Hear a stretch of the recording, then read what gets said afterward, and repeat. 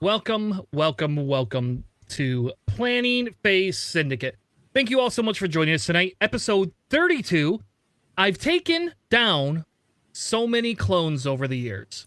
Tonight, we're going to be talking about some of the new spoilers that aren't even supposed to be spoilers, but we get some Cad Bane news, and we're going to be talking about that, plus a few of the announced spoilers from AMG this week.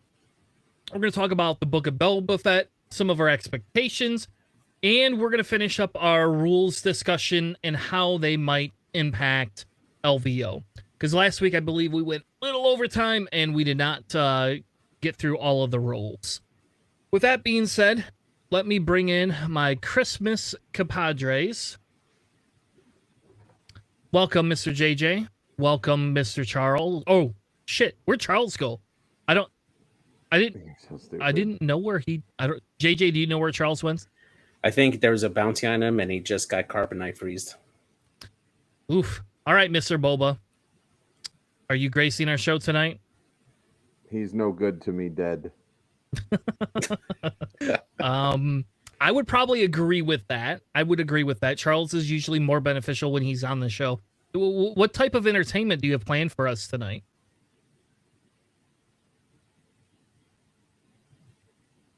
You don't have a response? I think he's warmer than a Starlight pit in there.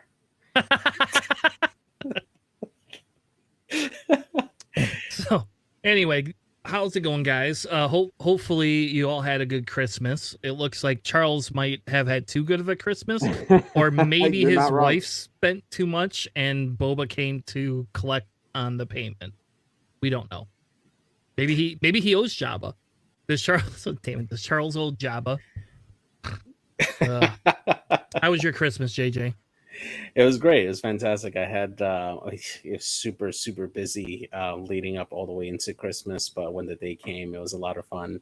Had I actually the night before Christmas, I actually had a really good game of X-Wing over at my family's place, facing off against a Death Rain and Defender Vader list, which I barely got through.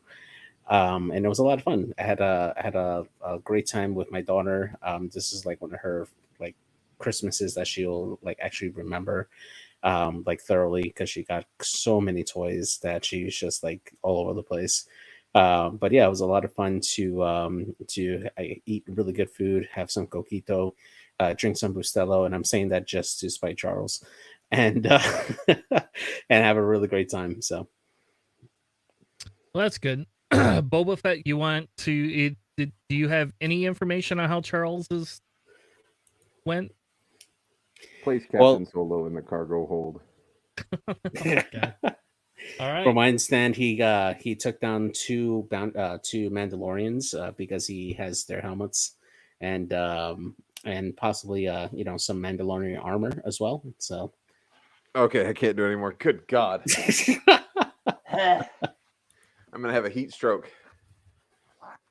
Oh, wait. So the big reveal for this upcoming episode on Wednesday the 29th is Boba Fett is actually played by Charles Stillman. Yeah, secretly.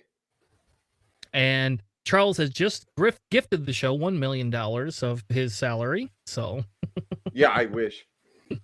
Oh, how was your holiday season, sir? Oh, it was great. I got obviously the Boba Fett helmet. I was able to also, my wife was able to land a Death Watch helmet for me as well. And then I got this cool thing, which is a Disney World or Disney exclusive Black Series Boba Fett figure, which was super cool. And I got a beard straightener and some other cool stuff, but made some prime rib, ate way too much beef, and am enjoying Nickel City talking crap about the Giants because they're terrible anyway. I would agree with that. Yeah. Actually, when have the Giants been good? When was the last time they were good? 2011. Chris, okay. We can't talk. We can, because I hate football to get all together. So it doesn't matter. I talk shit about every team.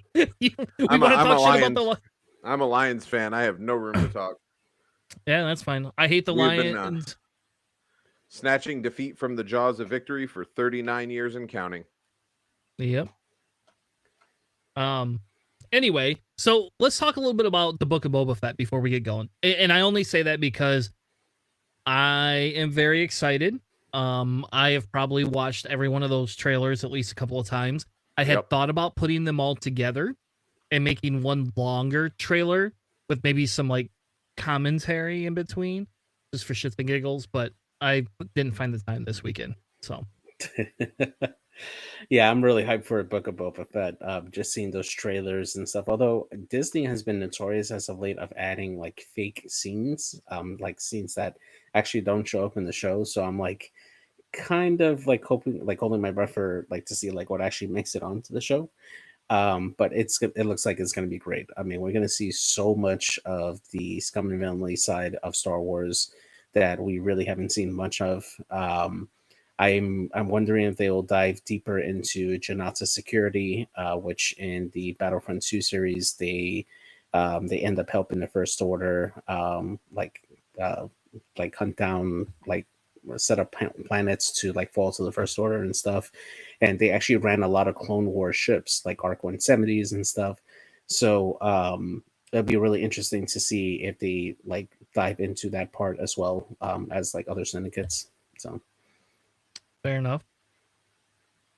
And Nickel City is saying there's a 150 youth fight at a mall. I don't even know what mall you're at. So I don't even know where is Nickel City from? Is he from New York too? Yeah, he's from Buffalo. Oh, okay. It's probably a riot over the loss of, you know, the Patriots to the Bills. That's why. Good Lord. It's so we're not going to get into that. Now I'm going to get political, and this is not a political show. I don't understand why people have to riot over sports games. Just don't get it. Let me direct you to the last AMG stream. Anyway. All right. All right, fair enough. That's pretty fair. I'll give you that. He's not wrong, folks. All right. So on my side, like I'm just so excited that it's not even funny. Like what I hope we see is a lot more like some of the characters from the comics coming into this from that time period that we don't hear about. Like that's kind of what I want to see, what I'm hoping to see. Because it would be really nice to get a lot of new characters that they could spin off into other shows and different things like that. And like we've had this Boba Fett specific show and we've had a Mandalorian specific show. My next question is what happens to bounty hunters like after, you know, the rebellion wins, right? Like we know kind of a little bit, but to me, you know, they have a whole arc of books that I haven't gotten through all of the ABC Squadron yet, but I've read some of the other books for after the rebellion and kind of the cleanup before we get to the newest set of movies. And the question becomes is where do bounty hunters fit in? And to me, like that would be a really great show. Like it would be a way for Disney to be able to push this series so we don't have to stay in the same bloody time period all the time. And I don't know. For me, it would be really nice to get some new characters so that in 5 years we'll see something, you know. I think the hard part that you have there is it brings in a level of realism into Star Wars that they don't necessarily want to have. And what I mean by that is like, and forgive me, I'm not trying to be political, but the Empire had kind of Nazi-ish undertones in the absolutism of their rule and what they wanted to accomplish. And so post-Empire, obviously, you have the ability to hire bounty hunters to hunt down the remnants of the Empire. But in addition to that, you have to acknowledge it's kind of like pirates in the Renaissance era and, you know, pre-America when pirates were bad and nobody wanted to acknowledge that pirates were a thing. But secretly, you know, royal houses were hiring pirates to take out other royal houses and that sort of thing. So the dangerous thing about having bounty hunter centric shows is just that you run the risk of it becoming like a Game of Thrones type thing where they're being hired by the various houses of the different planets to overthrow smaller political systems. So wouldn't that be good? Wouldn't that be awesome though? Would you not want a Game of Thrones-esque Star Wars show? No, people died too much in Game of Thrones. I don't want them to start just willy-nilly killing off Star Wars characters Actually, because they feel like, oh look, that's Luke Skywalker. Wah. I thought that the directors for Game of Thrones were actually hired to do a High Republic like movie series, weren't they? Yeah, but that the High Yeah. Republic is way before what we Yeah, would yeah. consider to be the modern timeline. So I don't. Again, I like the idea, and I really enjoy the idea of Boba Fett being kind of, or the Book of Boba Fett, from what I've understood, being more along the lines of a Godfather esque style show, Yeah. or more like a like a mobster style show, which I'm cool with, and it's neat to see the underbelly.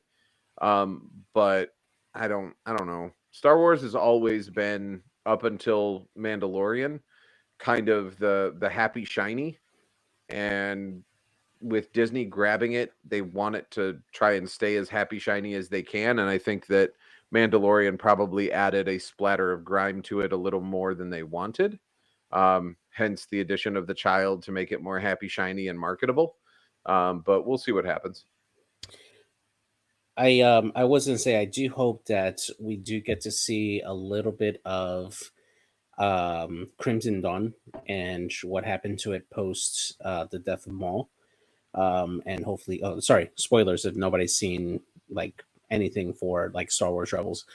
And hope to see like what happened, like if Kira's still alive, is she the one running the show now for Crimson Dawn, and like what's become of that particular syndicate? We know they didn't join our syndicate, so That's you true. could be a Crimson Dawn if you want to join our Patreon. Are you a Crimson Dawn spy, JJ? That's why you were late to joining the podcast. I think I was the late one, not him. I I can just never, meant in general, not just today. Oh, I cannot confirm nor deny that fact. well, maybe Boba Hutt will come back and put a bounty on you. That would be Boba kinda Hutt. fun. Is that because Boba he's taking Boba Hutt? Is that because he's taking over Tatooine from Jabba? So he's just going to Yes. become a Hutt in the meantime. Yes, my friend. Yes. If anyone out there is doing like fan art or has at least better artistic talent than I do, if I can get a Hutt in Mandalorian armor, I think that'd be amazing. You could have somebody take some of the huts from the Legion and have them pair some of that equipment together. It might work. If I somebody just knows what wanted they're in doing. art so I can have an Oh. alt art Boba Fett pilot card, and we'll just do Boba Hutt. Hey, you know who you need to talk to? You need to talk to Corey. Fair enough. So after this, post in the Discord and hit Corey up. Corey will get one for you. Actually, he'll do that for you for free. Sounds good. All right, so let's get on to some news. So there's actually a little bit of exciting news that was tweeted out last week. AMG is asking if anybody got invites to 2020 Worlds, and they put a Microsoft Office forum together. Forum. Damn it, form. They put a form together so that you can send in your information. I didn't click it because I don't have an invite, but I'll have the link in the description of the show on YouTube and on Podbean. So I don't know. To me, just this is very, I don't know what you guys think, but I got a little bit excited when I saw this.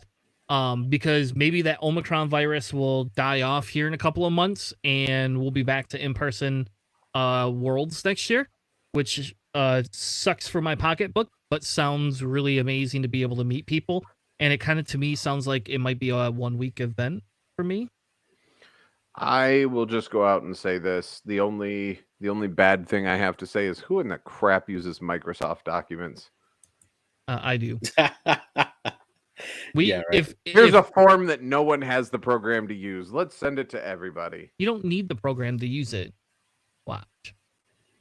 Here, I'll click it. I'll make you feel. I'll make you feel better. I doubt it. I'll be honest. I hate Google. Google sucks, and their forums are actually worse than the Microsoft ones. And I've had to use both. But here you go. fair. You don't even need to have Office to have it. It's all online. This hurts a little for me because I was actually this close to getting my invite back in 2019, but I got defeated by Andrew Cox in the final here at the Florida region. That guy. It was a hell of a match. I gotta say he is a great player. And Oh it no, went don't down to do the final. that. Don't be nice to Yo, it him. went He'll down never to the see this. lice. It went down to the last turn of the game, and it was well played. So That guy. All right. So okay, so let's go to the spoilers. I just, to me, like I said, I was a little excited by this, so I kind of wanted to bring it up. I don't have an invite, so to me it's a little inconsequential. I was not even playing the game back then, so. But for those of you yeah, who have them, it's exciting to me. To me. All right. So, we'll let Charles take the first one because we know Charles is all over the board with this specific That's upgrade. right. Because it's a scum Ahsoka Tano. So after you fully execute a maneuver, you may spend a force to choose one friendly ship in your rear arc at range 1-2. If you do, that ship may perform a red stress action or a red focus action even while stressed. I'm going to find a ship that she fits into that I can pair with Fen Rao just so that I can move her first, give Fen Rao the red focus action, and then link boost into, well, no, because you can only do the focus action once, but give Fen the opportunity to double mod for a shot on the same turn without having any prep work. Maybe Yeah, I think this is real strong. If they give us the crew slot back on Boba, there's a force user that could be working on Boba. Oh, wouldn't it be so much better to have this than than Maul? No, I think I like no, this better than Maul I personally. don't. Why? Because Maul replenishes on damage. So if you take one damage, you get the force back on Maul. Ahsoka is a one-time use yeah, only. And then you got to wait till next turn for it to come back. With Maul, you can continuously have that force as long as you're taking at least one damage. yeah. I gotta agree with you there. I think Boba or not Boba, sorry, Maul has a higher ceiling for use, just because you can end up with two force essentially spending. Now, in terms of comparing this with the Ahsoka Gunner over on the Republic, I think this one is better because the other one requires you to have your ship in the firing arc, whereas this one is just the complete rear half of the ship. Um, do you think this would still be about 12 points, like compared to the Gunner cost? I think 12 points might be a little bit much. Just because all she does is give one friendly ship the ability to take a red focus action. How much is Maul's 10. Han Gunner 9, and Perceptive Copilot? 8. So other things that allow you to take a red focus action are 9 and 8. Well, the Yeah, perceptive. Yeah, yeah. Perceptive's not a red, but you still get double up. I'd feel comfortable putting this at the 8 or 9, just because that forces a ship to be behind whatever the Ahsoka carrier is, in order to get the red, and it's a force expenditure, so it gets rid of your force. So it's very situational, depending on how everything goes. So I'd feel comfortable putting this at like I'd say between 7 and 9 points, just because of the crew slot. There's not a whole lot that Scum has that can do with it. Now on the Republic side, I would probably put her up with the Gunner. I don't know if they would do variable costs for this card depending on faction. But if they do, she is far more useful and far more deadly in the Republic faction than she is in the Scum faction. Fair. This is just my opinion, of course. Yeah, I think that if I was running this, I would do this on a double fire spray list for Scum. I'm particularly looking at Iman and Boba because you can move first with Iman, and since you want to have people in your rear arc anyway, just to start dropping bombs, I think this pairs very, very well with Iman. And yeah, I would run that. So Yeah, I'm gonna have to go with this. Has got to be over 10 points. The lowest I would accept is 10 points on this. So, and I guess I could see the point about Maul because you get your force back, but you also are taking his stress too. So I don't know. There is a downside to that.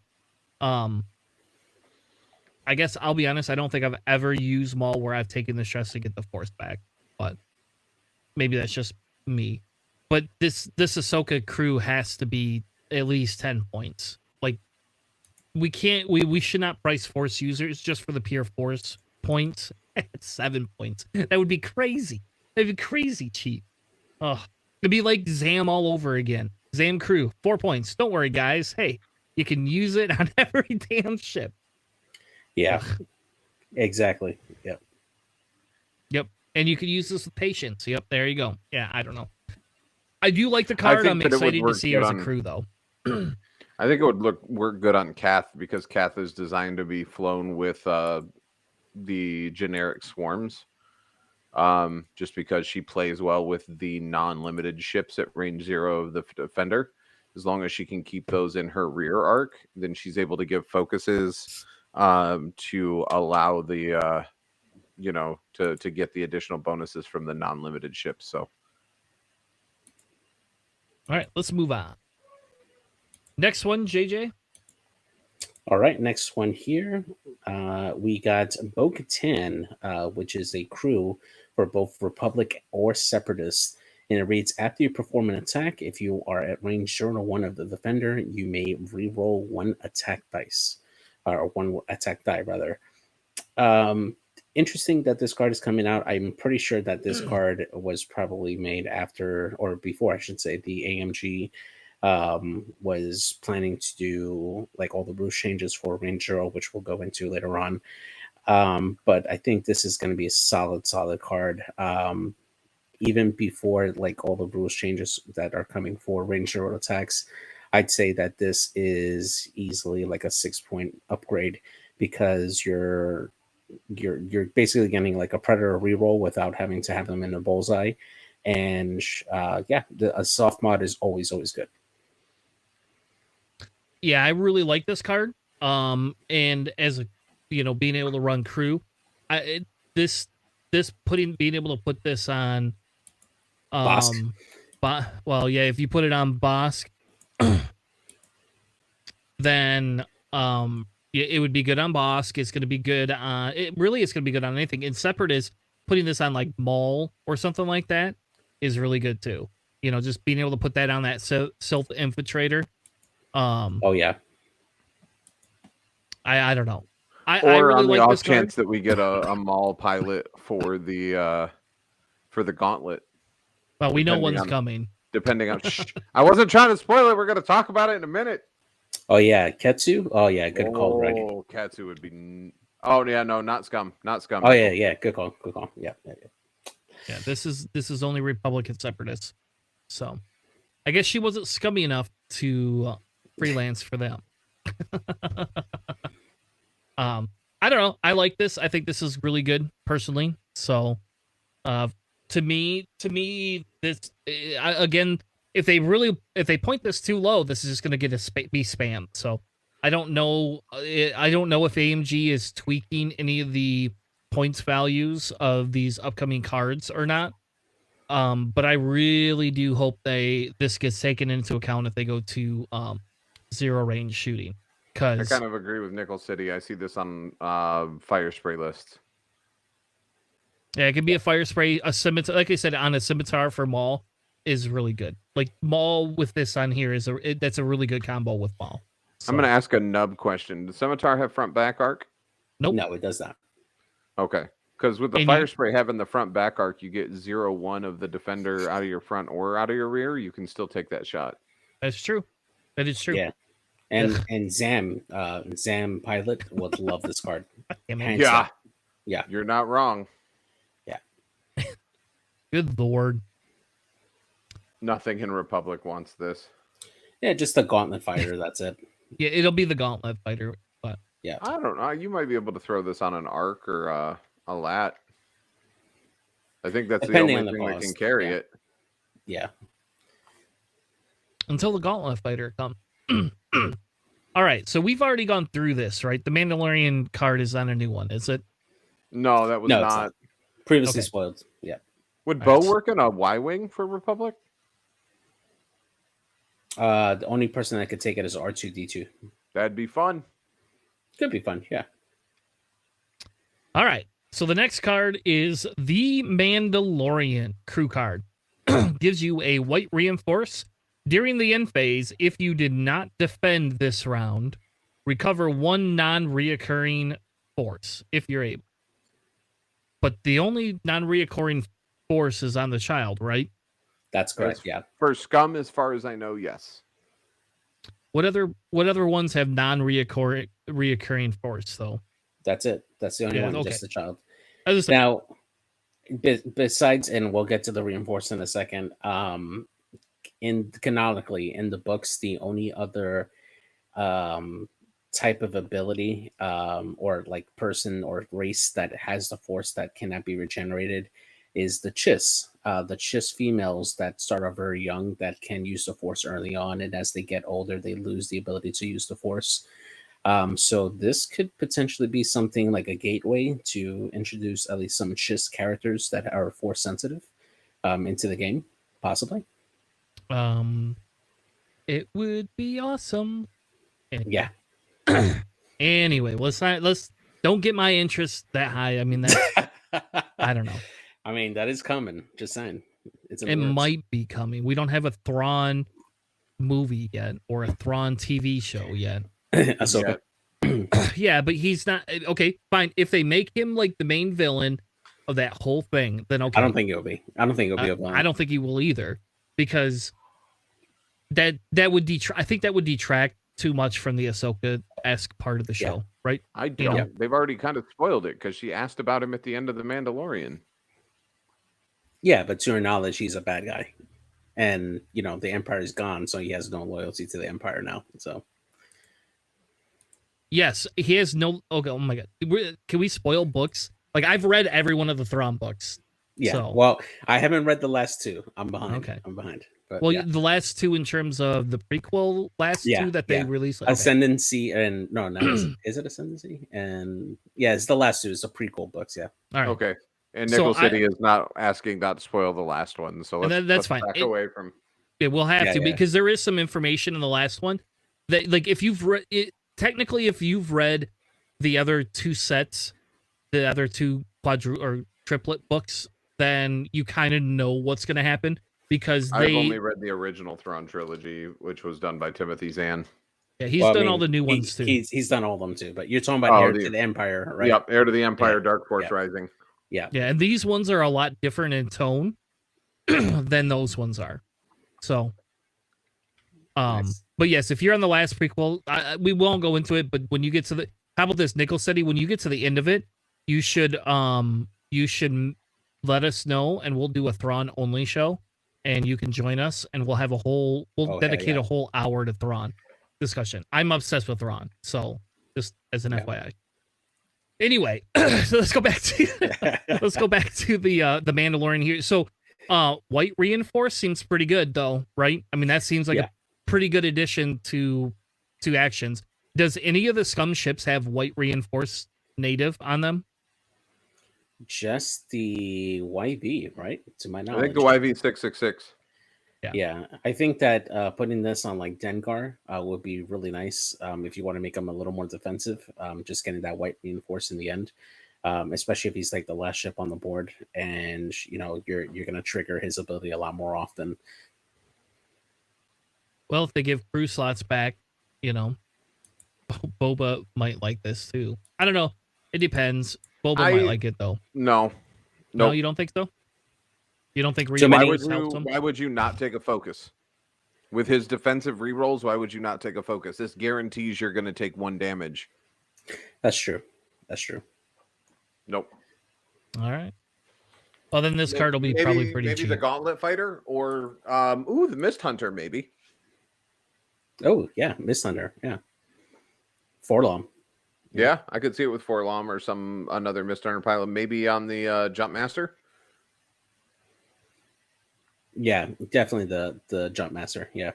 No, go up to the child. Go up. Why do you want to see the child? We already went through that. No, we didn't. Yeah, It's not new. a few weeks ago, but we can go right through it really quick. Maybe Set when up. you weren't here. I don't know. So this one has the child. It has a setup. After placing forces, choose an opponent. They assign the merciless pursuit condition to 2 of their ships. After you lose a force, after you lose force, your force lose the recording icon. Wow, I can't read today. After you defend, if you suffer damage during that attack, recover 1 force. So he just has 2 force natively. Once he spends it, it's gone until you suffer damage, and then he can recover 1. Yeah. And then the Merciless Pursuit card underneath is a condition card that you assign to 2 ships on the opposing side. And it reads, after you perform an attack, if the defender is equipped with the child, you may acquire a lock on the defender. Not the best card, I would say. That's a very, very big advantage for your opponents when you're assigning this out there. I don't see this being anything more than like 4 points, maybe. No, I like it on ships that don't have native force, but like Nickel City was saying, if you put this on like Asajj, who already has native force, it makes her native force no longer regenerative. So that takes away from a lot of it. So I don't see that seeing a lot of play. No. If it does see any play, it has to be with Din Djarin crew. Basically, that's the only way that you make it playable. So yep.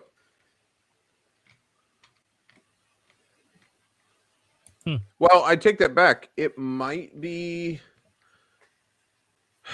useful with Zam crew. Because it gives them incentive to shoot at you, and then you have your thing you to get where your if Zam they charges. shoot at you, get your double shot and you get your Zam charges back. So it encourages them to shoot. So it might work with Zam. But that's, again, the purpose is to not get shot at. So if you're playing cards that are encouraging people to chase you down and take you out of the sky, probably not the best choice. Yeah, good point. I agree, Divine. All right. So to the next spoilers that we have that are not supposed to be spoilers, but somebody did spoil them. The Rogue Class Starfighter. And I will not lie and say I'm extremely excited for this ship. And it's a 2-pack. Looks like Scum and Separatists only. So Charles, you should be super excited. Like this year alone, or I guess technically next year, in 1 week, technically that year, you're gonna get 3 new Scum ships. So here's the thing. I'm gonna peel back a little bit here. I have routinely had a brag / anger about how little I've had to buy as a Scum player since 2.0 came into play, because I have not physically bought a Scum ship since the Mining Guild tie and the Scum Falcon. Everything else has been a 1.0 re-release, so I've not had to spend any money. I think AMG heard that and FFG heard that loud and clear and are single-handedly trying to allow me to catch up with everybody else with the ships that are being released. Yeah. I mean, how many of these are you going to buy? Are you going to repaint them because you never fly Separatists? Or are we just going to trade? Is like, if I buy 3 packs and you buy 3 packs, we just trade those ships? Well, the thing is again, and this is conjecture because we don't know, the only person that's ever flown one of these that was not a droid is Cad Bane. There's not a generic pilot that gets to fly one of these. There is a named pilot that gets to fly one of these. So I'm not going to need more than one because it's Cad Bane's ship. My only thought, right, is the episode part in the Clone Wars where Obi-Wan Kenobi goes on the cover. I forget the name of the character. Could he potentially be a Force user that flies this particular ship? Obi-Wan? Yeah, you're right. I'm trying to remember that. You're right. Okay, I forgot about that. They're gonna give they're not gonna give Obi-Wan to either of those factions. Oh, that would be broken. Obi-Wan, make it happen. No, definitely Put not. Obi-Wan on a ship and give me Bosch Leia crew. Nope. Give me Bosch Leia. Once every 3 turns, I can make all my red maneuvers white. Give me that in the Scum faction. So let's not try it. No. Racco Hardeen. That's the name of his alter ego. Yeah. His alias. No. His alias, yeah. So I know there's going to be more than one pilot. They're not going to give you a Scum ship with just that. They'll make something up. They will. I mean, they've done it before, though. When they released the Skurg for Scum, Rebels only had one pilot for the Skurg. They had Captain Nim, and that was it. They could fly the Skurg, but only with Captain Nim, because he was the only pilot ever flew the Skurg canonically in Star Wars. He was the only Rebel pilot that flew. So they gave Rebels the ability to fly it, but with one pilot. So I don't see this being much different. All right. Want to put some money on it? We could put some money on. I like the gamble. You're going to LVO next month. Don't worry. I know. You got it. You're right. I got in. Yeah, what's the over under on the pilot number? I don't know. There you go. Well, we can play some money on it. I got $50. Yeah, I think that honestly they could take some liberties on like the pilots, or at least the other bounty hunters that he was associated with, that they could technically, fly the ship. And I don't know them off the top of my head, but yeah, I mean, I'm sure they can at least scrounge up at least 3 other names that would be associated with Cad Bane that could quote unquote fly his ship. And they'll give him a generic. Nabi, for you to be able to go to LVO, I tell you what I'll do. I'll buy a pack of Tim Tams and I'll take it with me. And it'll be like the Undertaker's urn from WWE. I will carry your essence in the pack of Tim Tams. You will be there in spirit as I consume the Tim Tams throughout LVO. No. All right. Navi says okay. All right. Yeah. So the over under is, I'm guessing there's going to be 5 total pilots, and it'll be 4. There's going to be 4 of them. My guess is they'll have a generic, and then CAD. They have to have CAD. Like, that's not even a question, I think. Yeah, I think 2 generics. One with a talent slot, another one with no talent, and then 2 uniques. That's what I'm thinking. So. Yeah. All right. The last spoiler, which I don't know why this is a spoiler, other than they're re-releasing the Z95. I'm assuming that they're going to release it in other factions. That's the only reason I can imagine that this is showing up again. But I don't know. I didn't understand this one at all. So hilariously enough, they put the the Scum Z95 with the black sun paint on it. That was hilarious to me. But yeah, originally in the Clone Wars, you do see Z95s being used by the clones in there. We're definitely going to see Oddball again. Just another oddball pilot to be flying this. My wonder though is if they're going to make it like the better version of the Z95, since this was more in use around that time. Maybe he gets an extra hull or extra shields or a better dial than the other counterparts. Something to make this good. Something. The thing that I think is going to happen here, this might be another cross-faction ship into Republic, just because we've had the Z95 released already. We have all the cards for it. None of them specialize a clone Z95. So that is what strikes me as odd. Maybe it's like a T70 versus a T65. It'll be a different Z95 that can be done, and it'll have a different point set.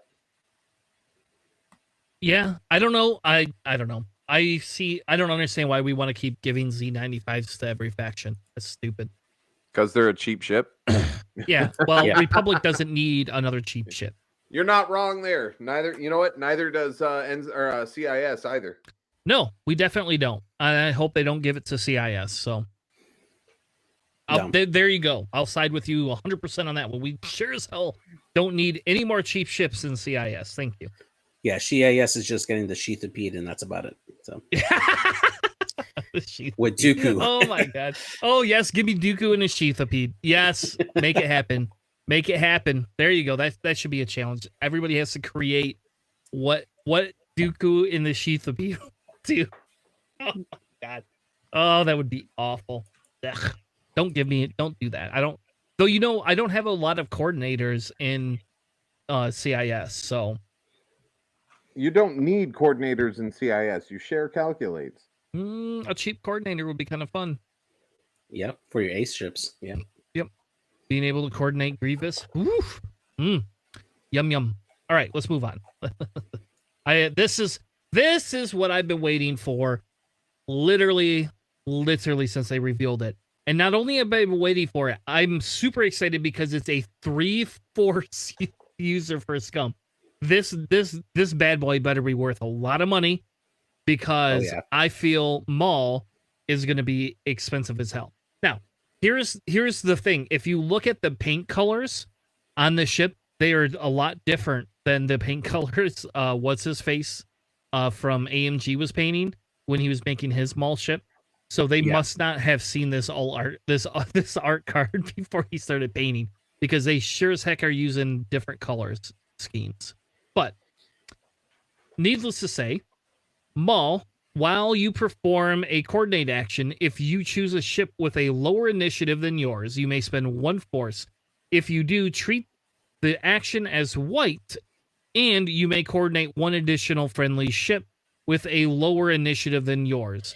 Each friendly ship will coordinate this way gains 1 strain token. Now, I have a question that's probably going to sound dumb. If let's say you take TAC Officer with this and change that to white, you don't have to spend a force. Does the second part of that work with it to coordinate the extra ship? Or do we not get that because of the pure fact that it's an and instead of the other part? How would that be ruled? Does that make sense? So because it's not a May ability, because that was my thought as well. I'm sorry, no, I'm sorry. It is a May ability because it says you may spend 1 force, and if you do at that point, then the lower part goes into effect. Okay. So you can coordinate a ship, a regular ship, just 1 though, and then it's fine. But if you decide to spend the force to coordinate a second ship, then at that point you do have to apply the second part of the text, which is treating the action as white and then giving each ship a strain token for that. So that's the added cost for using that second part of the ability. So yeah. Okay. And I just want to make sure, because it would be really bad if you could just add TAC Officer and then get that second piece of it. That would be horrible. That would not be something that would be fun, in my opinion, at least. Charles, your thoughts? So 3 force, yay. 3 red dice, yay. 2 green dice, yay. 11 body, yay. Ability, who cares? You know what I'm gonna do? You know what I'm gonna do? I'm gonna put the Mandalorian on it to give it the white reinforce, and then we're gonna have fun. Do you think that this will be a force talent only and no like pilot talent? Probably. I mean, it's Maul. I don't know because I've never flown the Scimitar, but I don't think Maul has a pilot talent on the Scimitar. I think they replace it with the Force. But who benefits from this ability, like a Bosk or something with a lot of? I would say care about strain. Bosk and Dengar. I was going to say actually the new fang fighters that can protect other ships. I think they would benefit the most from this because you can coordinate them to either get into range where their abilities will work, or get them into like a into arc, like in front arc of somebody, so you can get a really good shot. I think those would benefit the most from this. I think the other thing that we're looking at as well is, I don't know if it's big on J1 or big on J1, but this could allow you actually to boost a ship behind a rock. Then you don't care about the strain because the rock gives you it right back. They just counteract each other. You know what I mean? Or with a ship like you said, like the YV666 or the Shadowcaster or something, where the agility is already low enough that you're going to take damage no matter what. Just give it that additional action. Bosk especially on this, because if you take your action to reinforce front, Maul being able to spend a force to allow you to reinforce back is is really strong. Or oh yeah, there's something else that Navi said. If you put that new Krill crew on there, so that you can repair stuff off of it, then you really don't care about that. Or take the strain, remove the strain token by rolling a die. Yeah, that's true. Yeah, and what's nice about this too is that, like, unlike battle meditation where you have to do the same action on both ships, each ship that you coordinate using this can do different actions. So you actually have a better coordinate ability on Scum now for with this chassis than even the Republic does using their battle meditation on Jedi's. So I think that's really strong.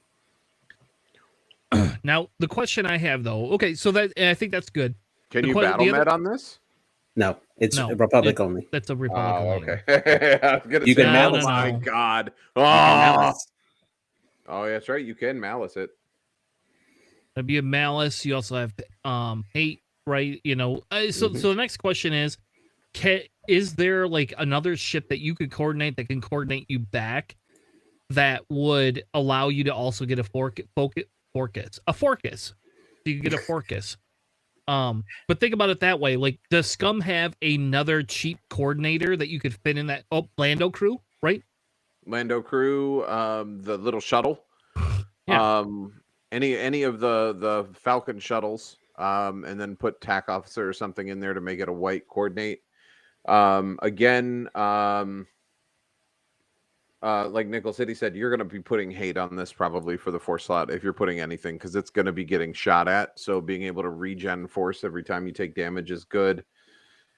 Yeah, this is going to be a tank. 2 agility, 11 health, 3 force. This is going to be ridiculous. I cannot wait. The only thing that I'm nervous about with these, and I'll be honest with you, I haven't really spoke up about it just because I want them so bad and they're so cool, is how much they're going to cost. Right? If Boba with no force is 80 something points, Maul with 3 force, this is gonna. I wonder if this will get into the Defender Vader.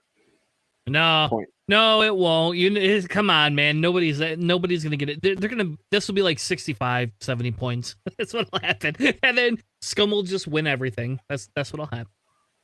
Yeah, I think I mean, we already do. So I mean, it's just normal status quo. So conservatively, right? Like you take a look at other ships that have the same amount of health for what they do. I think the most closest comparison to this is going to be the Fire Spray, just for the stat line. Of course, the Fire Spray being better because it has 3 dice out both the front and the back. Its ability, I would probably put this around the same cost as Boba, honestly. So I'm thinking this is going to be about a mid to high 80s to start off with, just because of the force factor just for Maul. Now, the base chassis is totally different, because each pilot will be different, but just for Maul in particular, I think we're looking at mid to high 80s, honestly. So can I ask a question? Sure. Yeah. Just curious, looking at, you mentioned stat line and this being priced more towards a Fire Spray. Asajj is 3 out the front, 2 turret, 2 agility, 8 hull, 2 shield. So we're 1 hull less and 1 force less because she has 2 force. There's not a force user in the Fire Spray. So Asajj's current point cost is probably, how much is she pointed at? Do you know off the top of your head? 68. Okay, so I would think that 68 to 70 is probably sufficient because Asajj comes in at a 4. Maul is a 5. Asajj has 2 force. Maul has 3 force, and then 1 extra hull on the Gauntlet fighter. So I think that's Right. enough to kick it up a little bit above Asajj. But I think Asajj is probably a better point equivalent than the Fire Spray should. So the other part though is the ability, right? The ability to coordinate. Obviously, the later you can use a coordinate, when you have more information on the board, the more powerful it is, especially if you're doing with lower initiatives. So I think that would be a factor, especially since if you take a look at Rebel Fenn in the Sheathapede, he still costed prohibitively high to the point that he sees no play because at Initiative 6, taking a coordinate for your lower initiative aces to arc dodge or get into a better shot is powerful no matter what. And being able to do that with 2 different ships, I think they might be cautious with it, at least at release. If it doesn't see enough play, then they might drop it to the lower 70s, I would say. But I think just to start off, it wouldn't surprise me if it wouldn't be if it's not in the 80s at least. So Yeah, I mean, and looking at what Nabi just put into the chat as well, just as a thought, Fangs each take target locks, and then Maul passes, goes to coordinate one of them, spends a force to coordinate a second ship, and Yeah. you essentially get 4 actions for spending a force. Yep. Exactly. Yep. yeah, I don't know. I'm I think looking this at is gonna one be other thing. this is gonna be totes. If they do not cost us 80 points, I think we have a problem. Personally, I think this thing is gonna be able to live a long time, and once you put hate on this thing, I don't know, because you need this to live in a different manner than you need the other. So maybe this will be the new Fen Maul squad. Forget Boba. Yeah. Get Fen. Because you can still I'd take Fen Maul or Boba Maul if you can fit it. If I can fit Boba on here with Maul, if I can fit a fire spray and a gauntlet, oh my god, we are going to have some fun. All right. The next one is a new pilot called Rook Cast. Charles, go ahead. Sure. So same stat line again, 3-2-2-9-2, no force. But before you engage, you may gain a strain token. While you perform a primary attack, if you are strained, you may change one of your blanks or focus results to a hit. So this acts almost like a CLT, but instead of adding a focus, it allows you to change a blank. So this is like Besh, only it doesn't require the target lock. It requires you to be strained in order to get it. So if you could pass a strain to them after their engagement, because once you engage, the first time you get shot at, you lose it, so you don't get that boost. But if you had a way to keep a strain on them, just so they always had that, that'd be nice. Yeah, and just like Greg said on chat, putting Fearless on this is going to be insane. Like the amount of damage you're going to get out of this chassis with Fearless, assuming that they do give it a talent slot, is going to be a really deadly ship, especially since it has those 2 arcs and on a large base. You're going to get a lot more ships into your arc. Yeah. Oof. Oh man, that's some scary shit. All right, and then we have the generic. Ooh, Nothing hold on, special? back up. Oh, okay. Root Cast. Shadow Collective. She led the Shadow Collective Super Commandos during the Clone Wars. Oh, yeah. It's a she. It is a female Mandalorian that led the Shadow Collective Super. Sorry, I Wikipedia'd the pilot because I wanted to know more. I'm all about that backstory.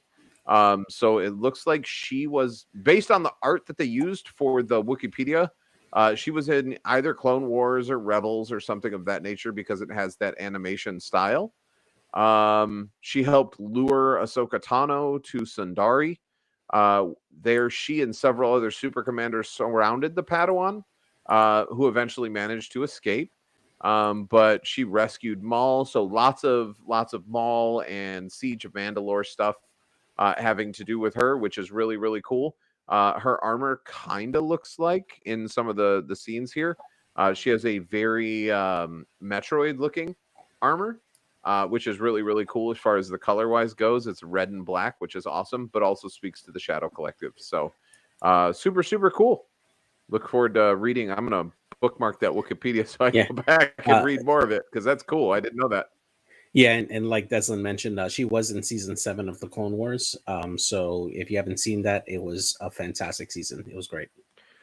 Okay, hold on. I'm gonna step out real quick, Chris. Sorry. I tried as hard as I could when I flew up to Michigan to get into Clone Wars. I tried watching it. I have the same issue with Clone Wars that I do with Resistance, the same issue with Resistance that I do with Bad Batch. I don't like the animation style, and it makes me not able to enjoy the show. I can't get into it. It does not work for me. Yeah. Fair. Okay. So I've never watched more than like 6 episodes of Clone Wars. I've never watched Resistance. I tried to Resistance was watch rough. like a Rebel, sorry, and I tried to watch 2 or 3 episodes of The Bad Batch before I just lost it. I could not get into it. It did not work for me. I would love to see a Star Wars series in the animation style of like Avatar: The Last Airbender. I'd be 100% in for that. Fair. But I don't like the choppy, like hard corner CGI animation that they're using. And it's just me. I'm fine with it, but that's just my opinion. I can't get down on that.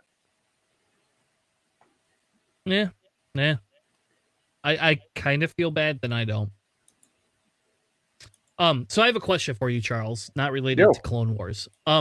So let's say they price this. So what we said Maul is going to be 80 points, 75 to 80 points, right? Mhm. So if this comes in at 70 points, and all you do is just put Fearless, which is 3 points, right? This is a 73-point ship. Do you take this over Fen, or is Fen still going to No, be a you higher still go-to? you take Fen. Fen is powerful because Fen gets an auto evade at range 1 and gets an extra dice at range 1. These don't touch a Fang fighter. They're fun, don't get me wrong, and they're big, beefy ships, but they're not dodging anything. They have 2 dice. They're going to dodge 1, possibly 2 damage, but they're going to get hit. Fangs can, I mean, how many times, and I'll throw this to both of the two of you, how many times have you had Fen to 1 health and he just refused to die? I would probably say it's equal to the number of times you pot shot at him at range 3 and just knocked him out of the sky.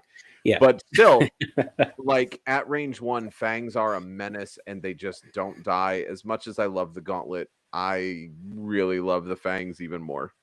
All right. So next question.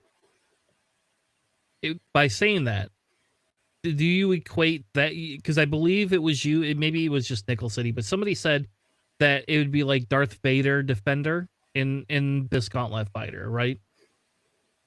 Well, in terms of its effectiveness in shooting, yes, it'll be like that powerful.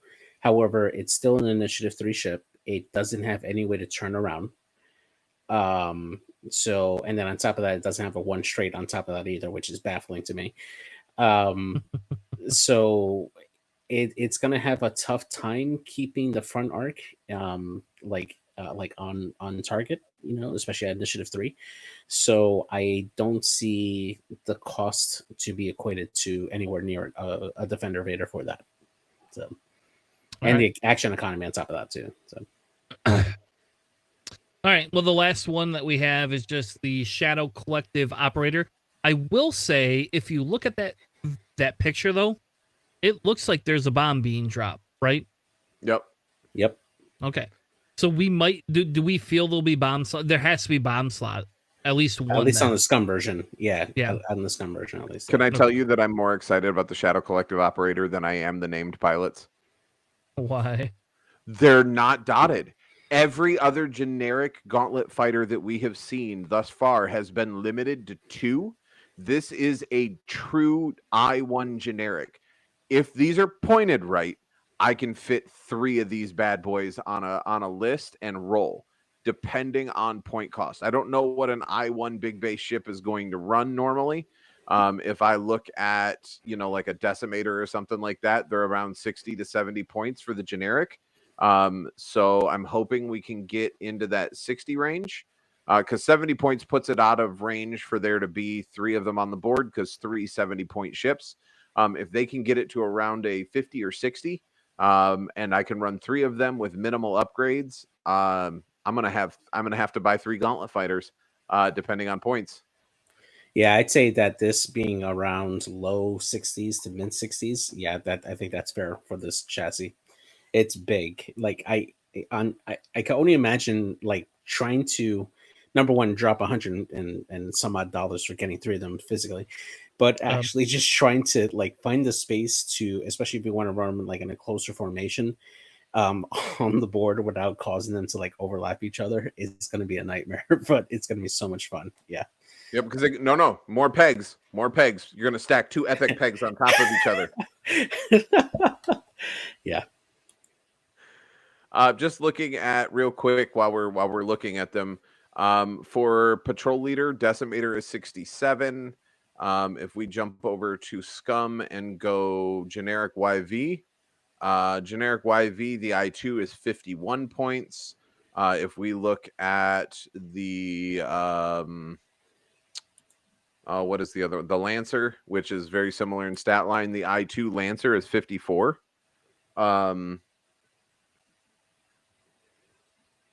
But yeah, so I mean, I would say high 50s to low 60s is a pretty safe bet. And no, I don't have a storage solution problem because what I'm going to do, I'm going to wear them on my shoulder like Khaleesi in Game of Thrones. I'm going to have them on my shoulder and on my chest like baby dragons. I'm going to carry them around with me on a vest.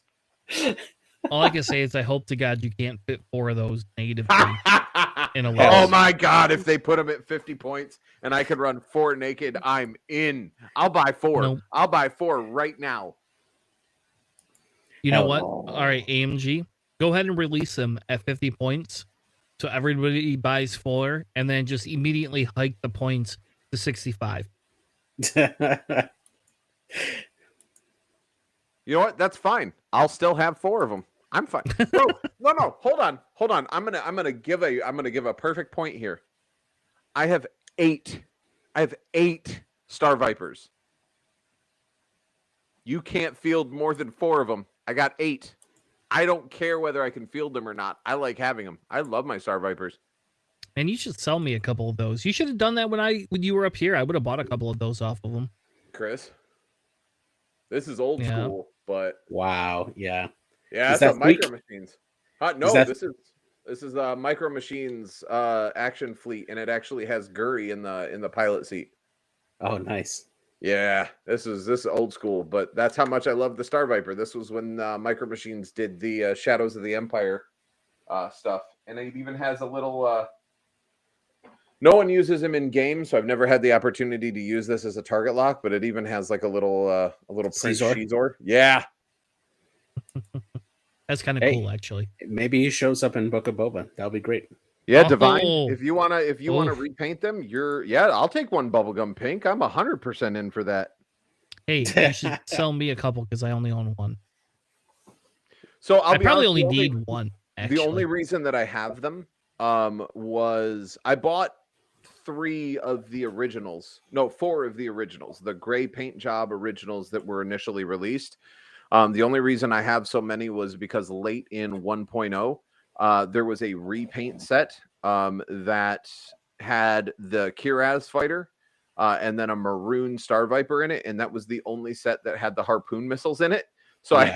I had to get multiple copies of the harpoon missiles. So I had to buy 3 or 4 of those sets. Yeah. So I had a whole bunch of Kiraz fighters as well that I was never using. However, they seem to be coming back into style here recently.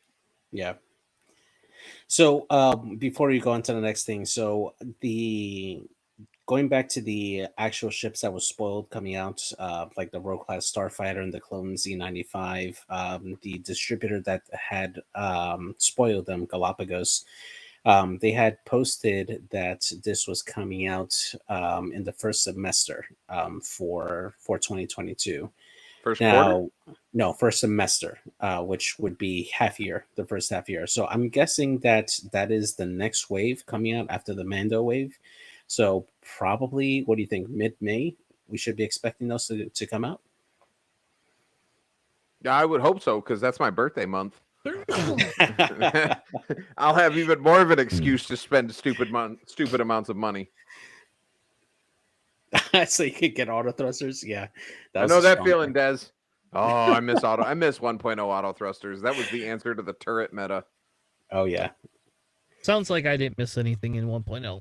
No, you really didn't. No. Mm-mm. I disagree. TLTs need to come back. What if they came back and they said it could come back for other factions, just not Scum? You don't I'm get fine them in with that. Scum. I'm fine. We only had one ship that could use them in Scum anyway, and it was a Y-Wing, so it wasn't like it was a Scum upgrade.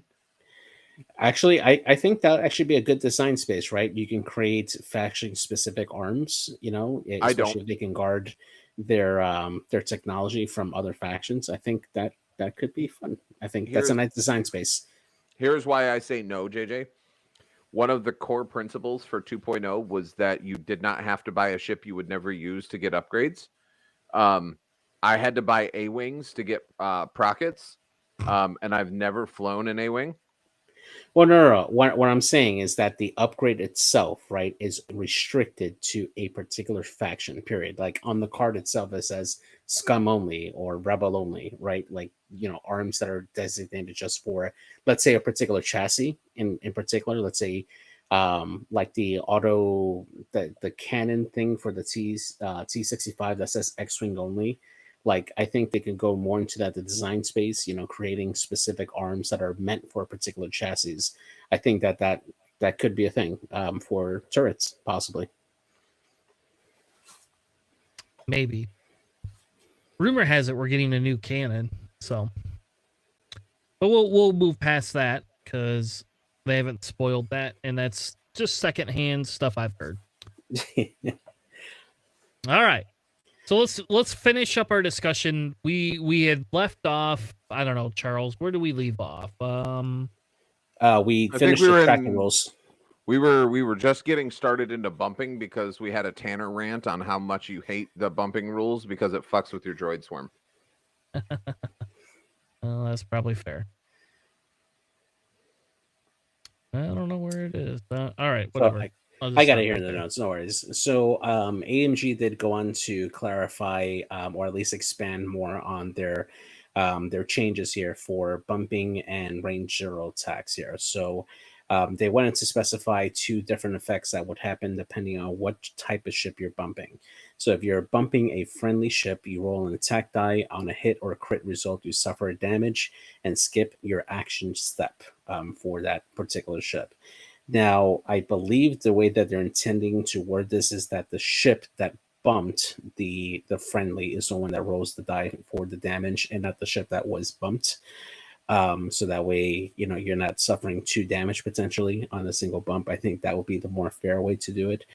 But they didn't really elaborate to it, but I believe that's their intent for it. The other interaction was bumping an enemy ship. You can, once you do bump an enemy ship, you can perform a printed focus and calculate action on your card, either droid or otherwise. And then you treat that action as red. So you can't link that focus or calculate action to something else on your card. Can I ask you a question, JJ, right. just real quick? Yeah. Are there ships, and this is a stupid question, and I think the answer is no, but are there ships that don't have a printed focus or calculate? Is there any ship in the game that doesn't have the opportunity to either focus or calculate? Technically, the Z95 escape craft, that's the only thing. Okay, but I didn't know. yeah. You know what I mean? Like, it's saying you can take a printed focus or calculate. What if there's a ship that doesn't have that? Yeah, I mean, that could be in the works, right? I mean, like an automated drone or something like that could be coming out. Yeah. Yep, like I mean, the IG-11 card. Yeah, exactly. Yeah. Now, one of the interactions that they also addressed on stream as well was what happens if you simultaneously bump a friendly and an enemy, right? So they wanted to specify that in those events where you're bumping both an enemy and a friendly, you would be considered bumping a friendly first. So you would still roll for the damage and skip your perform action step, and you will not be able to take that printed focus or calculate as a red action in that instance. Although I don't think in all my years of playing X-Wing I've ever had a time where I bumped a friendly and an enemy ship at the same time. I don't know about you guys. No, normally if I'm bumping, it's at a really odd angle, and I tend to hit one. And I've had it where I've come close, but generally speaking, I've always bumped one a couple of millimeters before I hit another. Yeah, exactly. Yeah. All right, continue. Sorry. So, and then after they clarified those bumping rules, they did went on to explain range zero attacks. So this is going to be an option now for all ships. This is a primary attack only that you can perform onto a ship that has range 0 of yourself. Attack and defense die cannot be modified by the attacker. So essentially, this will be similar to like Snapshot, and upgrade cards or talents like Juke would not be able to affect this particular attack for the defender. But the defender can modify their dice on defense if they need to. So if they have like an evade token or force token, they can change focus results into evades or so on, whatever ability that they have on defense for it.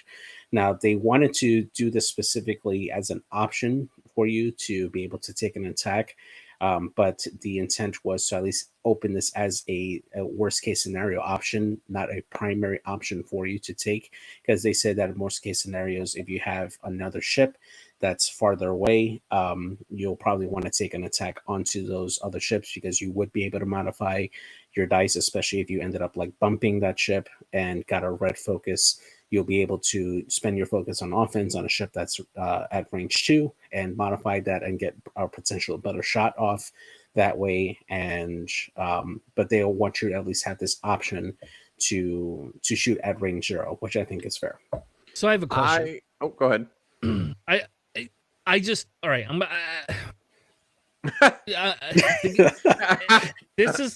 be. Chris is having a stroke, ladies. I'm having a hard time. I'm having a hard time trying to stay positive about some things. Okay, so I did give my little rant on the bumping. Blah blah blah blah blah blah. There's still a positive lining to it. Let's move on. But range 0 attacks. So what this is what they're telling me. You bump, you get your focus or your calculate.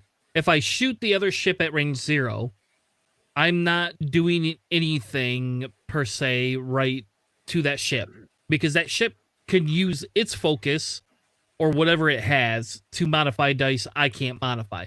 So they say, well, shoot the ships behind you, blah, blah, blah, blah, blah, blah. My question becomes is, okay, if this is the case, all they did is basically give ships that bump the ability to have a modifier for defense. So here's my change to that. All Okay. right, and I'm just confused by this. I'm looking at game states. I have had so many games, and I'm guilty of it just as much as I am having it happen to me, where I've flown this same situation, where I have Fen Rao on the board, and there's one additional shot, and you're even up Vader versus Fen, we'll say, and Vader's chasing Fen or whatever, and I do a slow maneuver with Fen because I only have 1 health left, and it causes Vader to bump. Vader loses his shot because he bumps against me, and I take the game because I'm above health with Fen or something like that. But I use the bump to force them to not take a shot. So while yes, if I bump, I'm still going to do what I do now in the game, and that's shoot at a ship that's farther away, because I'm used to not being able to shoot at range 0. But end game, a shot with no mods is better than no shot at all. So as a ship that is going to be bumped, this removes, and this is what AMG seems to be going towards, this removes that choppy play style of, okay, instead of running or trying to turn around and get my shot myself, I'm going to slow roll and hope you either fly past me or fly into me, because if you fly into me, I have no ill effect. And I just slow roll every turn, because we've been in those bump trains where the opponent is in front of you and you're chasing him, and he just picks your maneuver and blocks into you to prevent you from being able to shoot at him. This gives me, as the attacking player, the ability to negate that. Because while, yes, 2 red dice against 3 modded green dice is not generally a good idea, RNG is RNG. And with my V-Wings, I've pushed more damage at range 3 through a rock with 2 red dice. So if I can take a shot at range 1, this stops that choppy play style. So looking farther into the game at end game, when it's not such a target-rich environment, if you will, that's when I'm saying this. And as Deslin is pointing out, there's something else to think about. Fangs don't get their ability at range 0. They only get it at range 1. So if you can get a bump on a Fang and then throw your dice, they don't get the auto evade. So you can murder a Fang at range 0. Yeah, and the other part of it too, I think, is AMG trying to address one of the complaints that was very prevalent in the beginning when people were talking about, this proposed rule change, was the higher initiative fragile aces, right? Like your Student Seer, Feral, whatever. being bumped on those ships, especially if you can't get the bullseye to get that extra focus token, is bad, right? Because you're denying them their actions to reposition and stuff.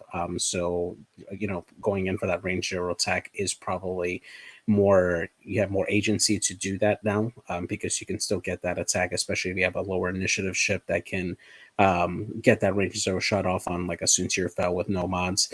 This allows those higher initiative aces to at least have a defensive mod, and still survive, because I believe that this will definitely, if we didn't have the ability to take that passive mod or shoot at range 0, it will be very, very bad for those more costly aces that need that action to either take a token to mod or at least reposition. At least it gives them a fighting chance. Is it the best? No. Is it like a fair trade-off? Honestly, I personally don't think so, but at least it's an option. I mean, okay, so think about the list I've been running with droids, right? And I actually split my droid swarm up the last game I played in League. And how did it do as 2 separate kill boxes? With independent calculates really well. Okay. I will tell you, I only won by like 11 points. It was a rather lower scoring game, so it wasn't as much of a blowout as it was. But based on the list that he had is that stupid token sharing rebel list, which don't work.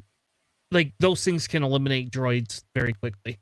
But think of it this way: like, these droids could go in and get their calculates, and they're gonna have red a calculate, whatever. They don't care. They just don't care. I don't spend it on offense, which is fine. I'm still gonna roll my 2 red dice, call it a day. But then I got K2B4, and I'm gonna be able to use K2B4 on Watt to get rid of to use that calculate to add extra evade. I don't know. Like, I don't like the logic in what they're trying to go for. I understand your point, Charles. Like, yes, in game, this probably is pretty good because it gives you that shot that you wouldn't have if you got blocked. Like, I do get that. I guess I don't, like, maybe that is a more better plus. But can you think of, like, Bosk now, right? Bosk no longer has to do a red stop. Bosk has 1 maneuvers. He's going to do a 1 maneuver Bosk and has bump 1 and maneuver. get a focus. A 3 hard. That's what Bosk has. No. All right, but if Bosk knows he's going to get bumped, he does the 1 forward or 1 banks, right? Oh, yeah. And gets his focus. At least he gets a focus out of it. And Bosk doesn't care because he could shoot so far. Like, that shit just could shoot insanely far. Yeah, but I mean, to be fair, Bosk isn't worried about, and no one's worried about bumping into Bosk either. If I bump 5 ships into Bosk, he has a 1 green die defense against 5 incoming shots. I don't care about hitting him. Yep, you're right. If I take Nabi's list and I bump 5 A-wings into Bosk, he's eating a considerable amount of damage potentially. Yeah, that's true. But I agree with Nabi. I think that what we're going to see, and I'll call this shot right now, is an evolution into a multi-arc meta. Right now, swarm meta is a huge thing. The more ships you have on the board, the better. But I think that we're going to see fire sprays become even stronger. Any ship that has a multi-arc capability, cannons that allow you, or not cannons, I'm sorry, turrets that allow you to have a main gun out the front. So the Hawk with a turret out the side or the back so that you can bump into something and still take a modified shot, or have some bump into you and still take a shot at the rear at them. I have a feeling that we're going to see an evolution of a multi-arc meta, which is fine. I mean, I don't mind it. I mean, as a Fang player, I've had to deal with multi-arcs because it's only front arc that gives me the bonus evade. So I'm used to having to deal with that multi-arc. So, but I think that's what we'll see as well. Yeah, I don't know. I don't want to belabor the point because I really want to talk about LVO tonight. Sure. I just have a harder time seeing the extreme logic in this. And I guess at some point, though, it will make this game a lot more complex, per se, right? Mm-hmm. Because if I am running a swarm and I do, set it up where you all bump into me and you all get your bloody focuses and this and that, you can't spend them on offense, you're going to have them on defense. The ships should live longer, logically, right? More than they're living now. Like, logically speaking, you should get a little bit more life out of that ship. But think of it this way, too. If I bump you at range 0 and I've got 2 dice and you've got 2 green dice, I'm probably going to shoot into your ship to try to force you to spend that evade or that focus. Like, Yep. I probably will do that, even if I have a better 3 dice shot behind it. Because if I could force you to start spending your tokens, in the long run, I'm better off because that, I don't know. So hold on, Chris. I'm gonna just say one thing because it's Yep. something that you can at least relate to. JJ, I don't know because I've never played video games with you. But Chris, when we played Squadrons, how many times as an interceptor or an A wing or even the Y wing did you go at the capital class ship or even those little mini capital class ships that they had and get right up next to them Yep. to where if you steered one way, you smashed into the hull of the ship and took a ridiculous amount of damage, but you were taking pot shots at the ship that couldn't dodge anything because you were so close to it.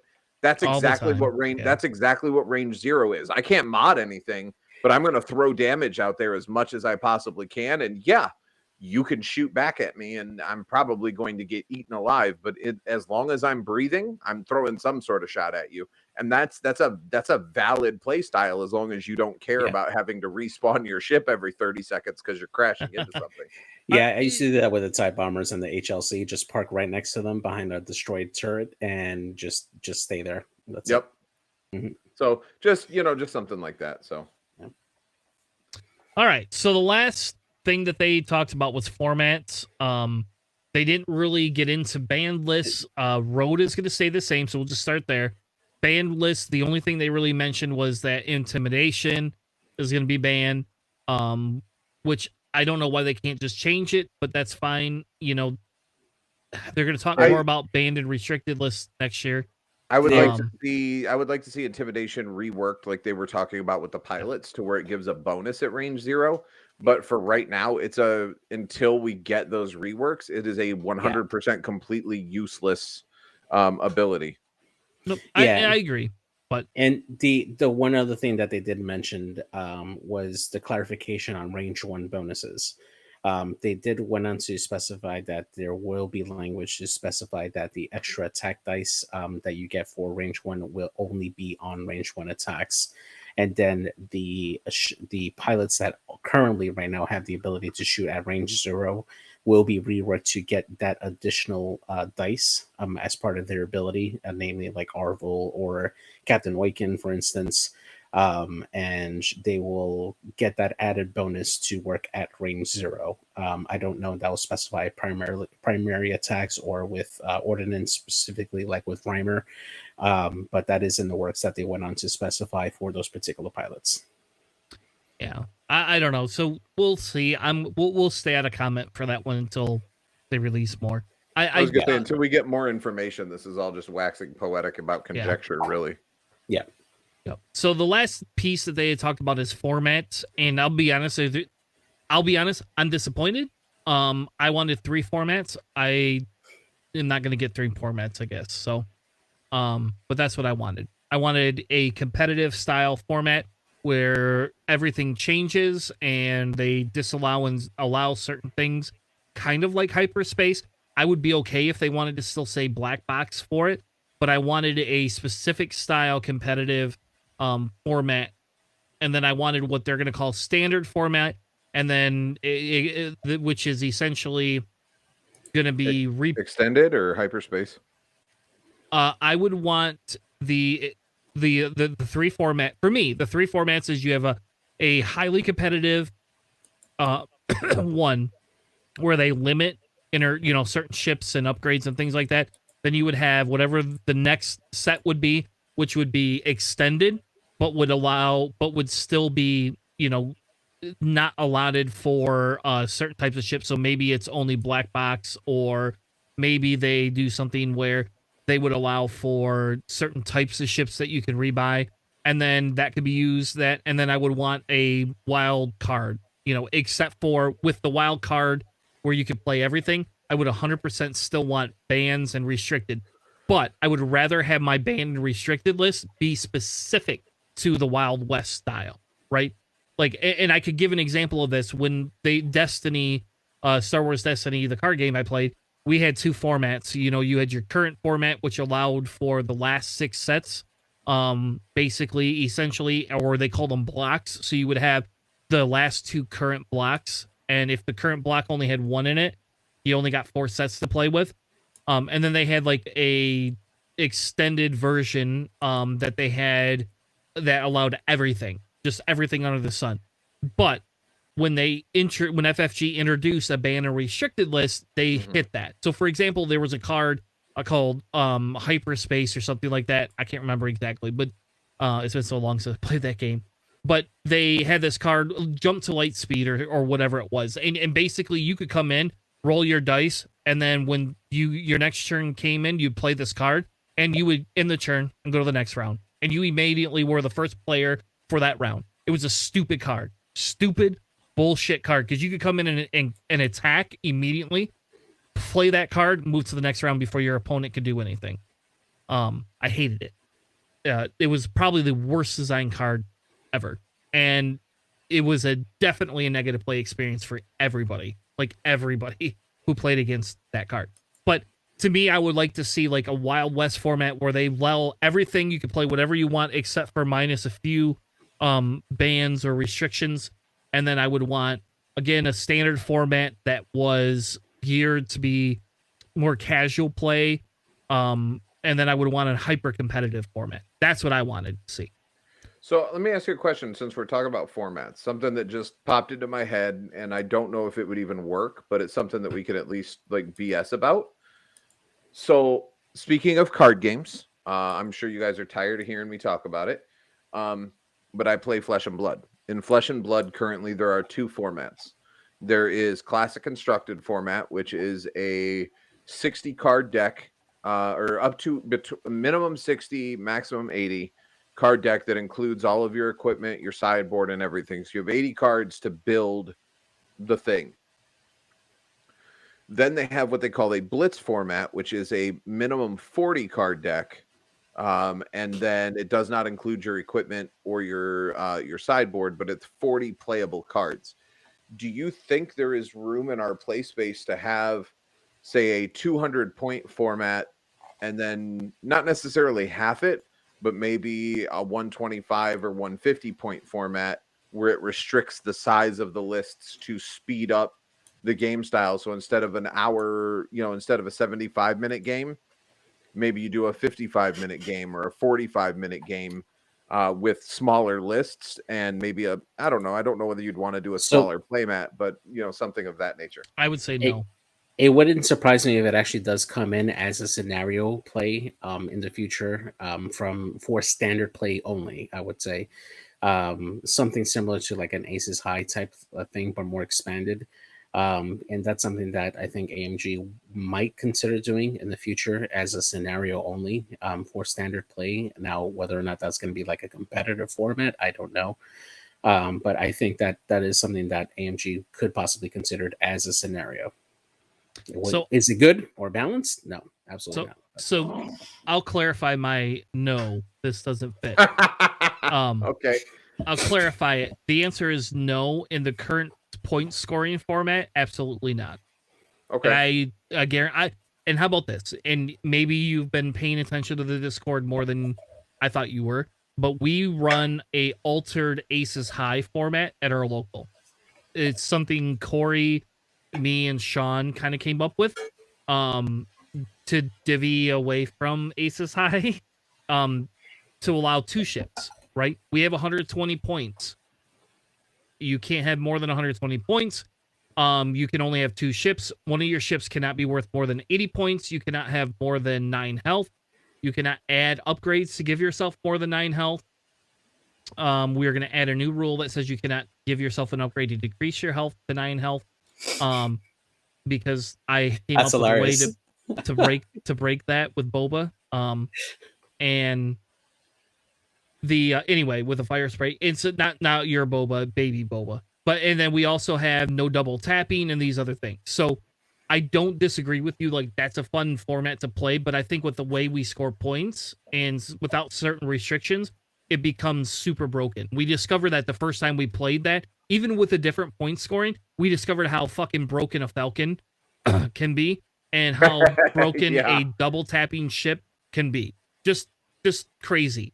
Like, I didn't put Zam on the board, no, but we had some double tapping ships, and it just, if I'm just doing it based on killing the way the dogfights go scoring, no, it will not work. If they change scoring points up, Charles, I agree with you. That would be a very fun format, and I would 100% play the hell out of that. Just some sort of like a faster paced like blitz format is what I was thinking. 100%. Look, dude, if you could lower the games to 45 minutes and make that a competitive thing, that's a competitive thing, I'm in. That's one of the Sign reasons why Flesh and Blood has won me over, because X-Wing, like a six round tournament of Flesh and Blood I've played in took about 4 hours. A 6-round X-Wing tournament is your day. I know. And yep, and I don't disagree with you. I love it. I would 100% support it, even if it was 30 or 40 minutes. Like, I support it. They have to change these point scoring rules 100% for it, and then they would have to have a bigger list of restrictions. Because can you imagine being able to take Zam, Grievous, and something like that? I mean, that would be disgusting. That would just be like poop. Screw you, because native Zam and Grievous, a kitted out Grievous is 54 and 86.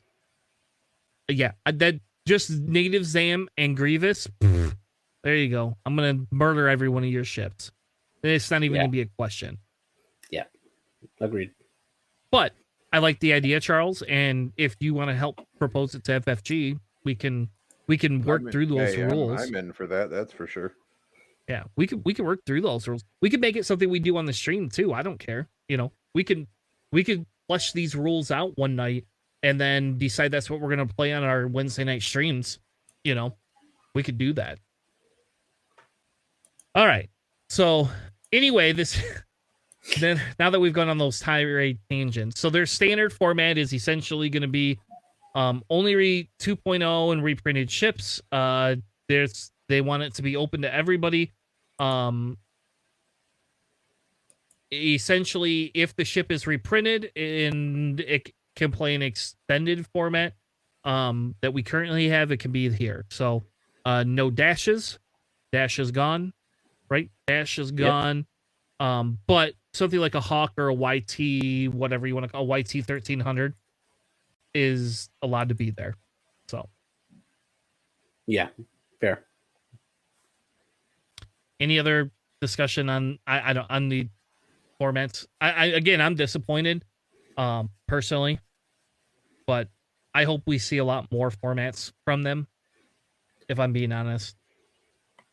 Yeah, I think that I mean, honestly, I kind of do want to see like what other scenarios that they have coming out for standard play, for competitive, just to see like what they're trying to do, and also kind of like see what they're doing with the current ones that they have planned to come out. It could make or break standard format for me, just depending on how they decide to set up those particular like objective style play. Because I mean, yeah, we've been playing extended for how many years now, or at least that type of dogfighting format, and that's the X-Wing that I know and love, and I will continue to do that.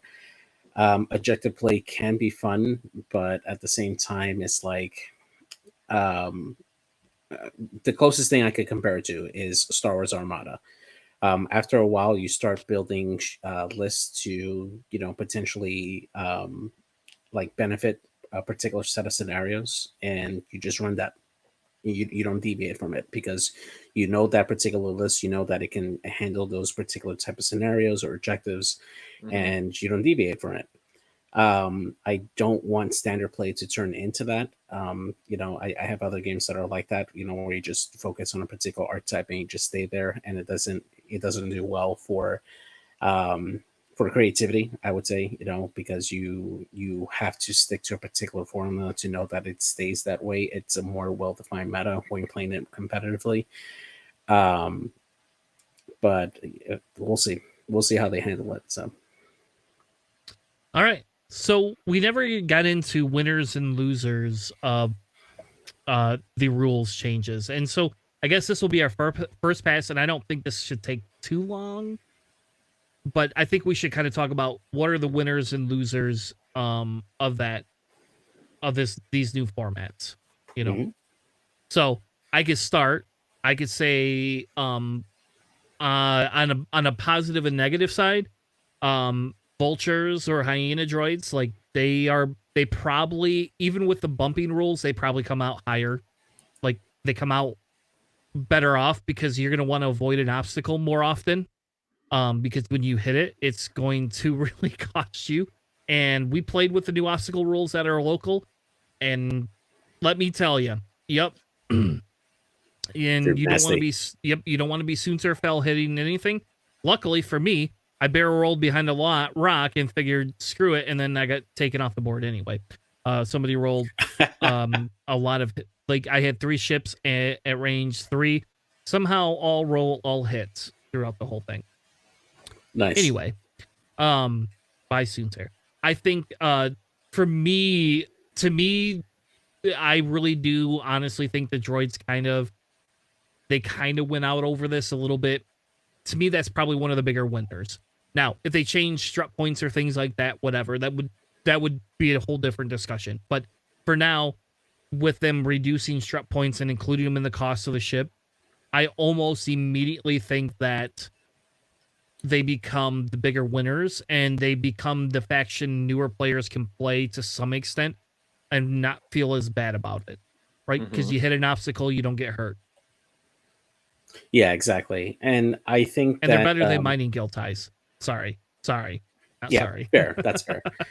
I think that the impacts with the vultures will probably be yet to be seen, because I think that they're going to be one of the chassis that is going to get looked at as part of the points update. It's particularly like the struts. I don't think that they'll be free anymore. I think that they'll end up Oof. costing Oh man, I like disagree 2 to 3 points No. because they benefit that. Honestly, Okay. that's Okay. my take on it. Hold on. I'm going to ask you a question though. You tell me Right. why the fuck 6 months before they gave them for free and now all of a sudden they're going to they won't do that. I don't think they'll do that. Fair. How about this? We can bet some money. I like to bet. I need new ships. I only got $200 in gift cards for Christmas. That will not cover all my rogue class shit, all my Mandalorian shit, and all of my Gauntlet shit I gotta buy this year. How about I put one of Charles' Star Vipers as a All right. yeah. So for me, definitely one of the losers here is the Nantex. On a bump now, they can only do a red focus action, so they can no longer rotate their arc on a bump. And on top of that, they also suffer from the tractor, right? If they decide to use ensnare, they can no longer tractor an enemy ship onto an obstacle because of the new tractor rules.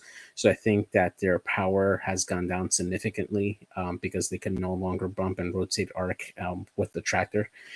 So I think that they definitely lost a lot here of power in these new updates here. Now, that being said, do you guys think that ensnare is going to go down in cost? I hope not. I think it will. I think it will. It's not anywhere near as powerful as it used to be. They've nerfed tractor based abilities. So I would probably see it going down a little bit, but not a crazy amount on that aspect. Though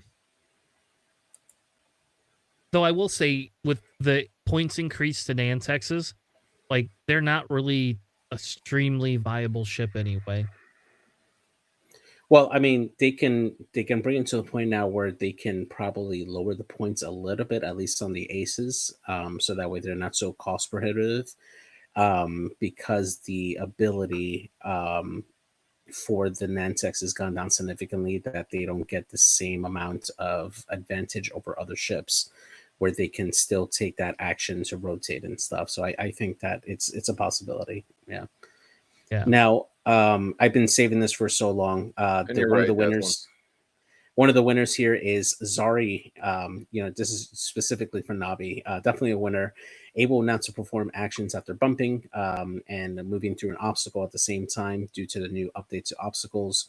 So specifically the asteroids, you can still perform actions if you completely go through the obstacle and not land on it. So Zari's ability does work here if she ends up bumping another ship. Um, that's going to be great. Yeah, it suffers damage if it goes over that, but hey, gas clouds or asteroids, Zari's your girl. All right, Charles. Nope. What do you think is a winner or loser? What's your thought? You just put it in the doc, and we've been kind of talking about it. I think losers in this are Fangs. It just really hurts range 0. I mean, with Fangs, range 0 and range 2 have always been, you know what I mean, hard just because it stops your defensive actions. But now being able to get shot even at range 0 is going to hurt. I mean, you still got 3 green dice. You can still modify because you can still take your focus. You don't get the auto evade. You don't get, a lot of the fun stuff that a Fang normally gets. I think a winner, and this was kind of already mentioned,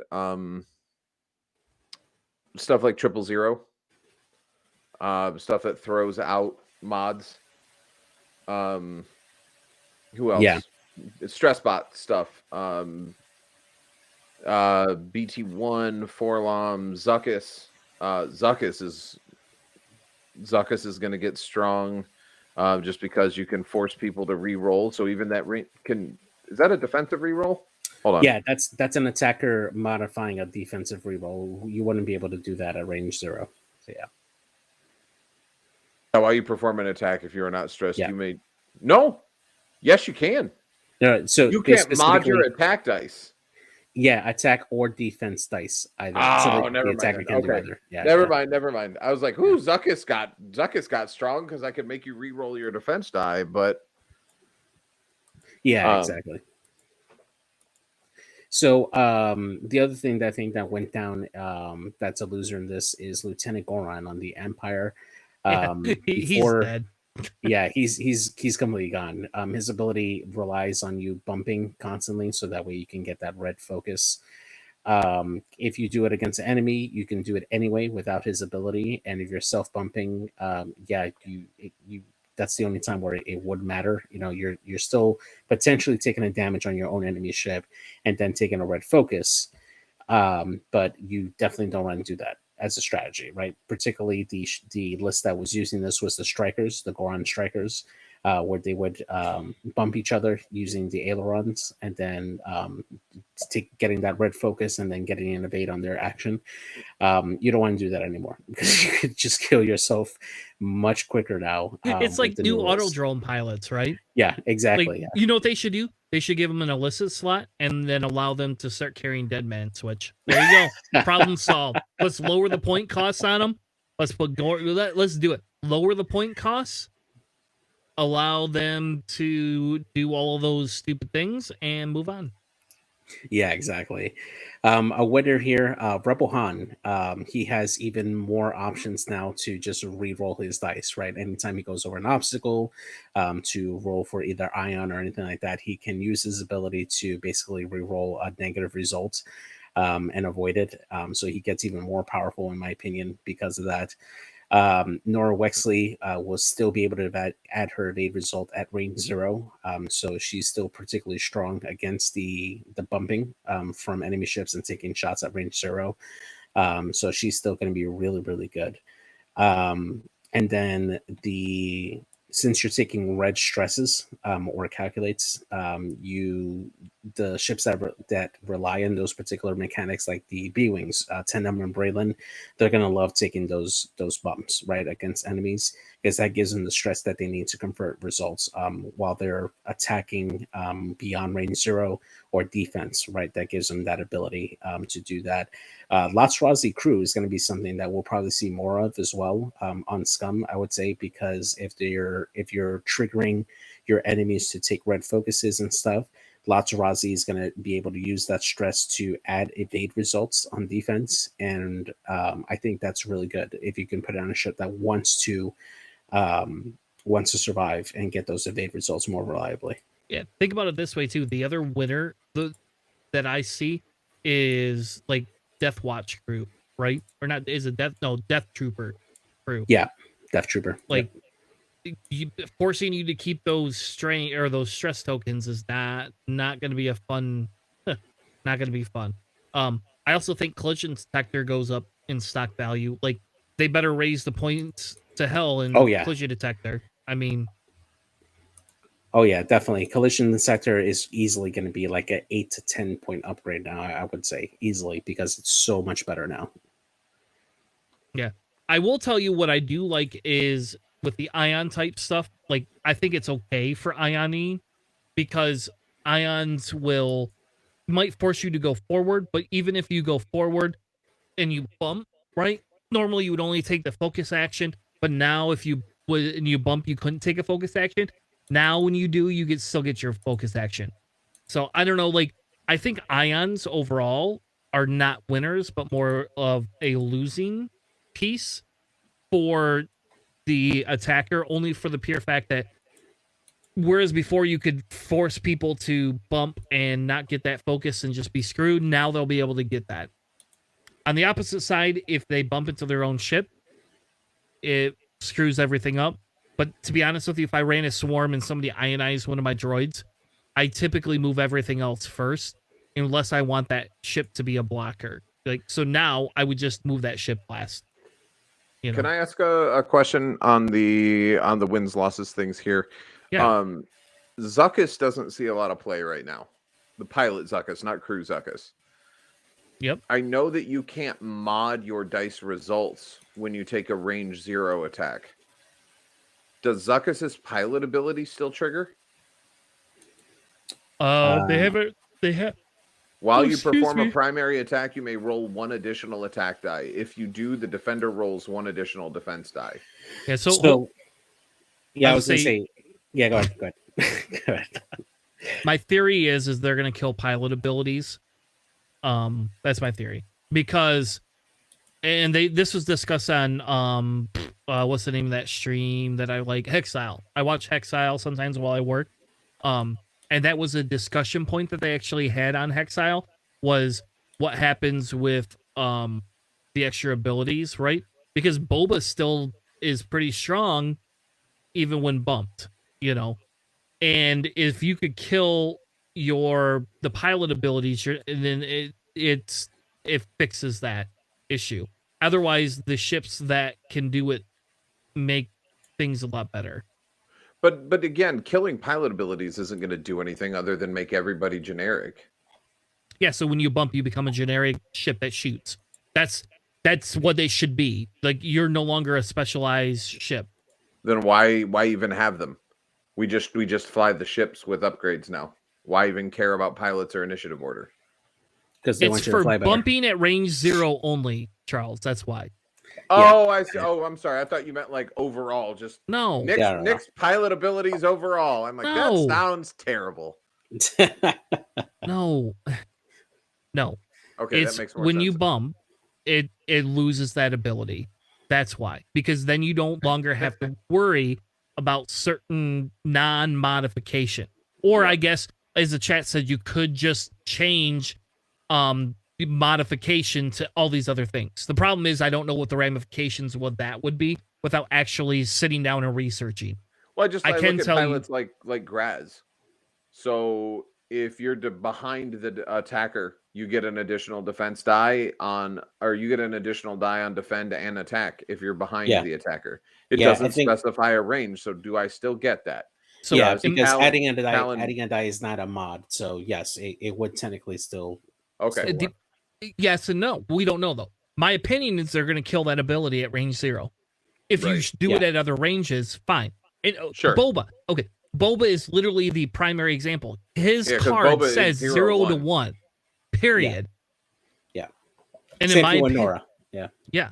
And in my opinion, when he bumps the ship that's shooting at him, you lose that. You should just lose your pilot ability now. and we'll just move on. And actually, that would help nerf Boba a little bit. I'll give the crew slot back to Boba if we can nerf that ability to some extent.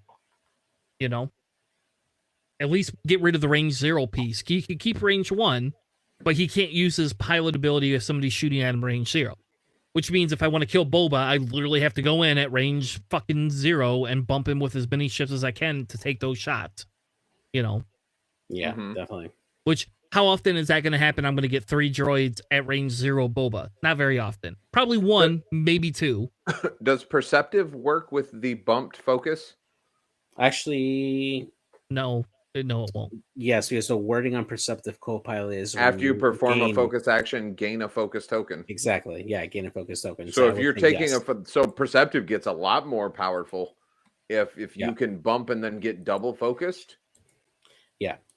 And they'll fix that. They won't let that go. Guaranteed. Either that or it'll go up in points. I mean, it's already 8, so it's not exactly cheap right now, but and not everybody has access to that particular upgrade either. So yeah, it's a crew slot, right? Yeah. Yeah, it's a crew slot. Yeah.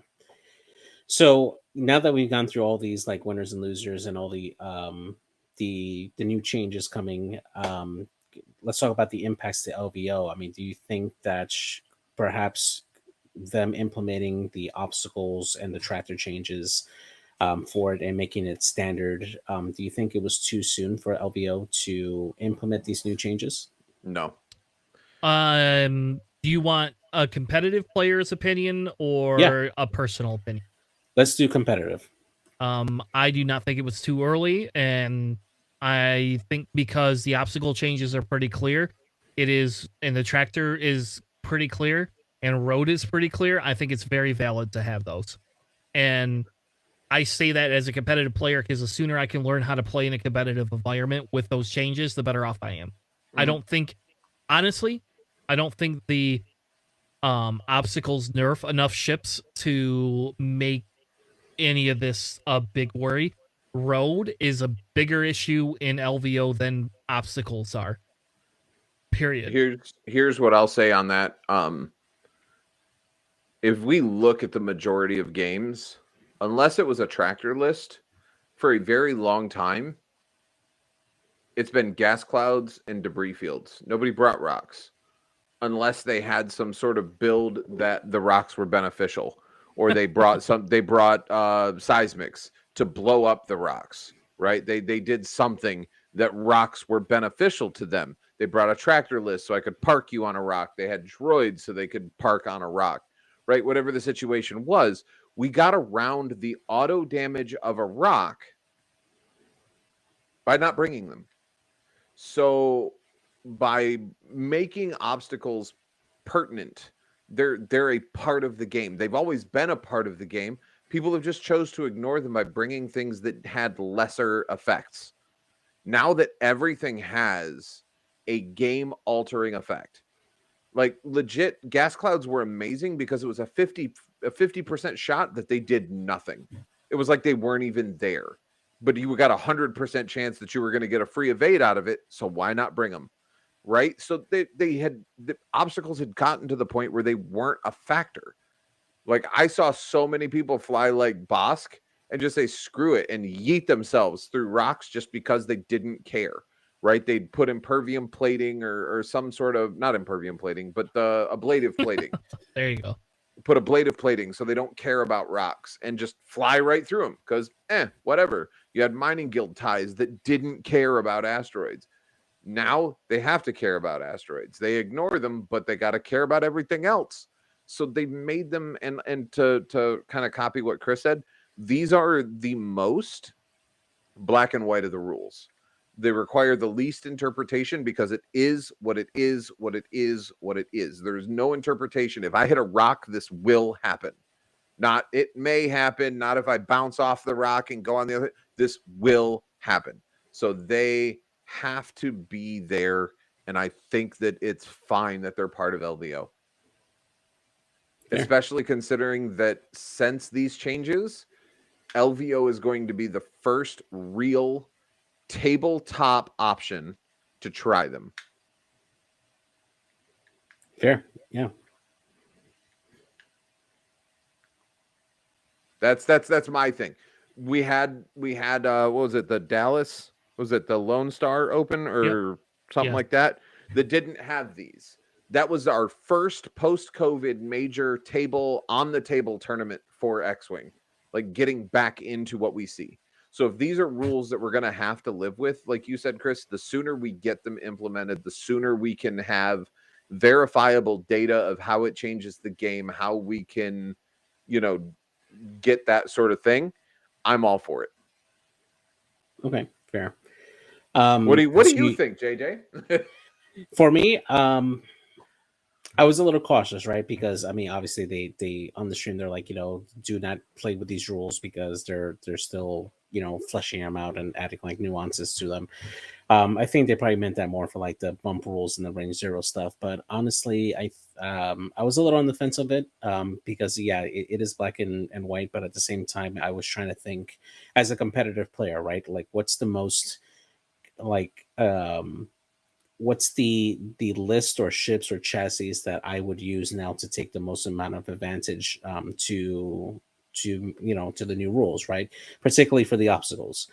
For me, I was definitely thinking about using more tractor, even though that they've used, even though they changed the tractor rules for it. I still think that potentially double stressing somebody for making them tractor in front of a rock and forcing them to either go over the rock or double stress themselves in the event that they are stressed already can be really, really powerful. I think that's a really good effect. And on top of that, if they didn't plan for that and they're now facing the wrong way and you're still getting a shot on them, I think that that's really strong. And I think that those lists need to be adjusted for it. I'm looking particularly at the Nantex or the quad jumpers that can take advantage of those particular instances.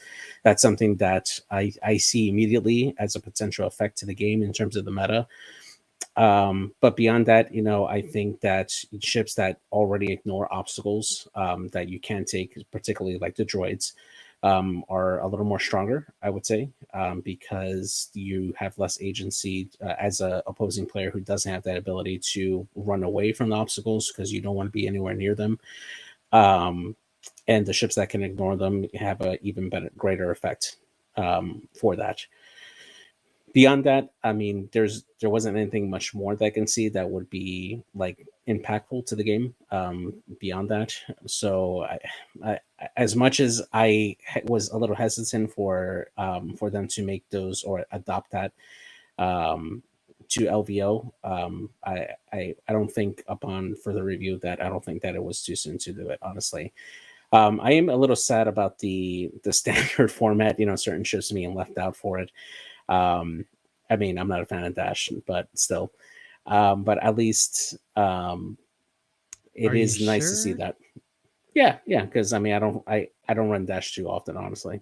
So, but I think that that it will be nice to see like what a preview of what the meta is going to look like after LVO, with standard format. Yeah, I will caution you on that in terms of what the meta will be, only because of the pure fact that points will change after this. So, yeah, exactly. How about this? My theory, here you go.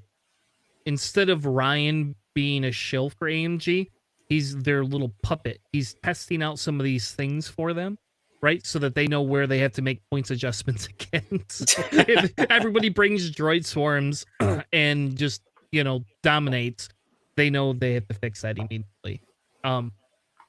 I don't know. Again, to me, my big thing is, as a competitive player, let's get it done. Let's get it over with. Let's move on with our lives. That's just my thing. I am a little sad personally, just because I joined X-Wing right before COVID. So I've only actually played one in-person tournament because I couldn't afford to take time off to go to the Lone Star event. So I didn't have the yes, Vulture Swarms. Yeah. Which is currently what I'm playing. But I am a little sad just personally, just because I don't have I haven't been able to play all these tournaments except for online, I am not in any way, shape, or form upset with Black Box, though. That I am not upset with, and I never will be. And that's because I believe if you want non-Black Box competitive tournaments, that's fine, great. But Yeah. Hyperspace, mainline yes. standard tournaments should 100% always be black box, and I will live and die by that statement wholeheartedly because of the pure fact of where I've come from competitively gaming wise, and it makes a lot more sense for somebody that who can't buy all these other amazing ships. You know, it's not fair to those people, because I've been at the end where there's a card I needed for extended in Star Wars Density that was $100 a piece. So, just saying. Yeah, exactly. For me, particularly the one that I if I would have gone to LVO, I would have ran a Rebel list, and I would have been able to run E-wings, and that's exactly what I would have flown honestly for LVO. And they're not standard legal. Yeah. So, yeah. And I will say it is a little sad. There's certain ships I like. I'm happy Dash can't go. So there you go. Fuck Dash. Yeah. I mean, black Down with box is Dash. just what it's just another name for hyperspace. Yeah, exactly. Yeah.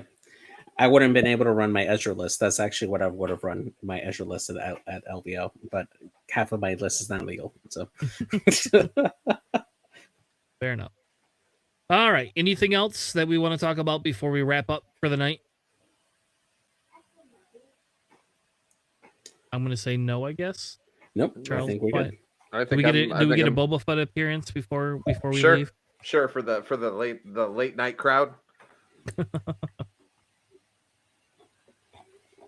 Bet it didn't have a voice modulator in it. Hey JJ, do you have a mask? If you do, I got to go look. I wonder if I still have my Darth Vader mask for my Nope. kids. Sadly, no, I do not have one yet. No. All right. Well, thank you all for joining us. We will be back on Wednesday for our community challenge night. You're welcome to join us. There's a sign-up sheet. I can't remember where the hell that it's on our Discord somewhere. I have it pinned in our stream sign-up thing. So if you would like to fly on stream, our first game is at 7:30. Our second game is at 9. We usually do not take later games just for the pure fact that we all work early in the morning. Some of us earlier than others, and is definitely not something that we're just not able to always take late games. But if you want to sign up, that'd be amazing. You can go ahead and sign up for the list. And even if you don't want to play this week, but you want to play a different Wednesday, you can sign up on it. Quick shout out to, I don't know if the signups are still open, but Trilogy Tournament is going on in the lovely Nabi made server. There it is. You're allowed to I think signups are still open. I'm not 100% sure though. He might make an exception because he likes us. But if you haven't signed up for that, the Trilogy Tournament actually is a really fun type of a tournament, and I think there should be more focus on that going forward in the future in terms of competitive play. With that being said, join us next week, 9 p.m. Eastern for our podcast, and 7:30 Eastern on Wednesdays for that. With that being said, go ahead, Boba, and take us out.